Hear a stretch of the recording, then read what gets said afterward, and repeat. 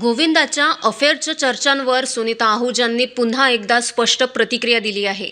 एका दिलेल्या मुलाखतीत सुनीता म्हणाल्या की प्रत्येक गोष्टीची एक वेळ असते आणि 63व्या वर्षी अशा बातम्या ऐकणं अजिबात शोभनीय नाही. सुनीतांच्या मते अशा चर्चा फक्त नात्यालाच नाही तर घरातील वातावरणालाही अस्वस्थ करतात.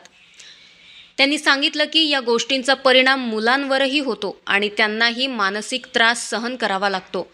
सुनीता पुढे म्हणाल्या, 2025 हे माझ्यासाठी खूप वाईट वर्ष ठरलं, कारण घरात अनेक अडचणी सुरू होत्या. त्या काळात गोविंदाबद्दल त्यांनी अनेक गोष्टी ऐकल्या ज्या त्यांना अजिबात आवडल्या नाहीत. इतकंच नाही तर सुनीतांनी थेट इशाराही दिला आहे, जर मला गोविंदाविरुद्ध पुरावे मिळाले तर मी त्यांना कधीही माफ करणार नाही. आता सुनीता म्हणतात, 2026 मध्ये देव गोविंदाला योग्य समज देईल आणि त्यांच्या आयुष्यात पुन्हा शांतता येईल.